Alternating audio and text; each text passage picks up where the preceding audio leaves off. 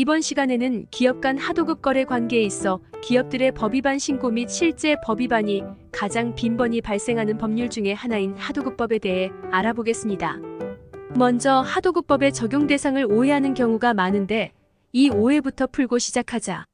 가장 많은 오해는 하도급법은 발주자로부터 도급을 받은 도급자인 하도급법상 원사업자와 하수급자에 해당하는 하도급법상 수급사업자 사이의 계약에만 적용된다는 잘못된 상식이다. 이 잘못된 상식은 하도급이라는 단어의 사전적 의미에 국한하여 생각한 탓이다. 하도급법에서는 도급거래도 하도급거래이다. 이게 무슨 말인지 당연히 헷갈릴 것이다.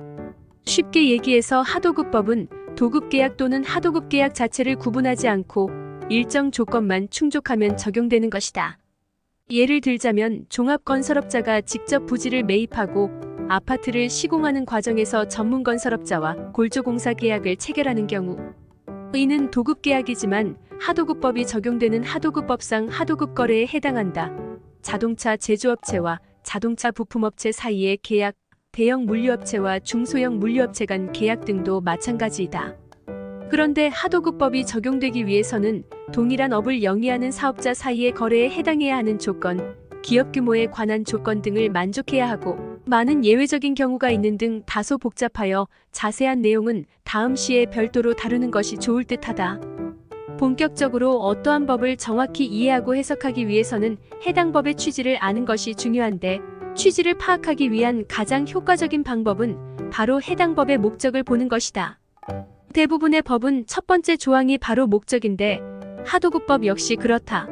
하도급법 제1조 목적을 보면 이 법은 공정한 하도급 거래 질서를 확립하여 원사업자와 수급사업자가 대등한 지위에서 상호 보완하여 균형 있게 발전할 수 있도록 함으로써 국민 경제의 건전한 발전에 이바지함을 목적으로 한다라고 되어 있는데 쉽게 풀어보자면 거래관계에서 상대적 약자에 해당하는 수급사업자인 하도급사가 거래상 유리한 지위에 있는 원사업자로부터 어떠한 부당한 행위를 당하지 않도록 하고 원사업자와 대등한 입장에서 협상을 하여 정당한 요구를 할 수 있게 하겠다는 것이다.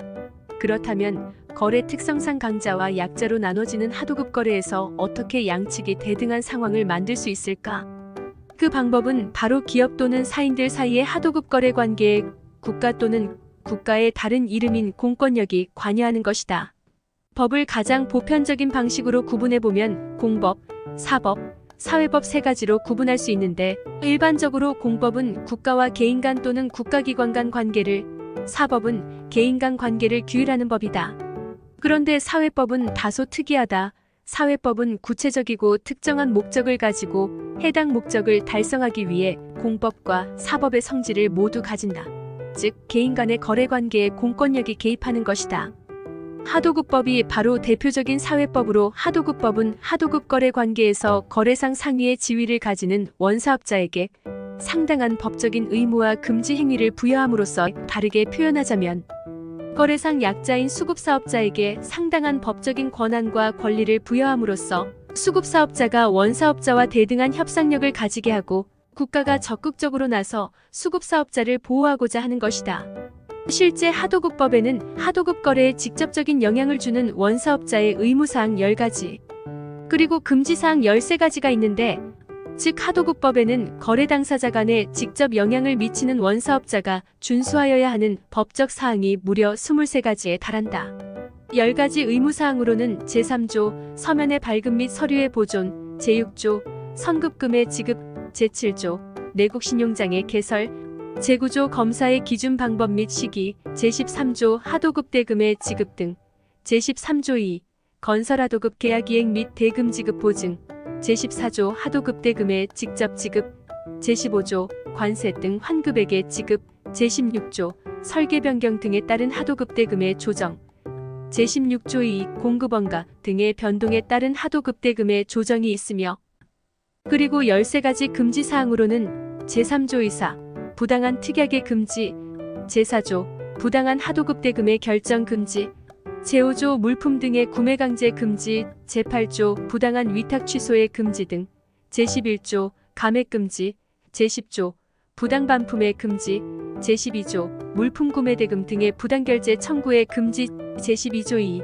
경제적 이익의 부당요구 금지, 제12조 3 기술자료 제공 요구 금지 등, 제17조 부당한 대물변제의 금지, 제18조 부당한 경영간섭의 금지, 제19조 보복조치의 금지, 제20조 탈법행위의 금지가 있다.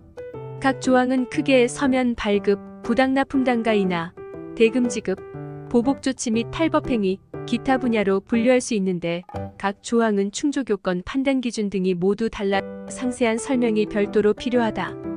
한편 금지사항 중에 특히 부당한 하도급 대금의 결정 금지, 부당한 위탁 취소의 금지 등, 부당반품의 금지, 감액 금지, 기술자료 사용 제공 금지, 보복조치의 금지, 탈법행위의 금지 7가지 위반 행위는 공정거래위원회 고시, 하도급법 위반 사업자에 대한 과징금 부과 기준에 관한 고시에서 중대성이 높은 조항으로 분류되어 상대적으로 높은 과징금을 부과하도록 규정하고 있으며 고발까지 이어질 가능성이 상대적으로 높다.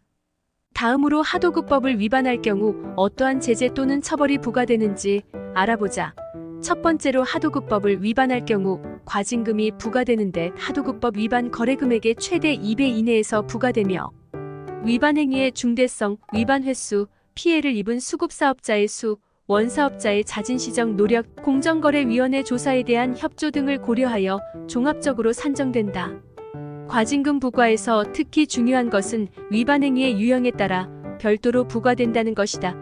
만약 부당한 하도급 대금의 결정, 서면 미발급, 부당특약 설정 행위를 하였다면 세 가지 각 위반 행위에 대해 과징금이 별도로 합산되어 부과되는 것이다. 원사업자는 이러한 과징금 부과에 대한 특성을 경영 전략에 고려할 필요가 있겠다. 다음으로 시정조치 명령이 있다. 공정거래위원회가 법 위반 사업자에게 명령할 수 있는 시정조치로는 경고, 시정권고, 시정명령, 과징금 부과, 법 위반 및 제재 사실 공표 명령이 있으며 법 위반 정도가 상당하여 형사처벌의 필요성이 있을 것으로 판단될 경우 고발도 가능하다.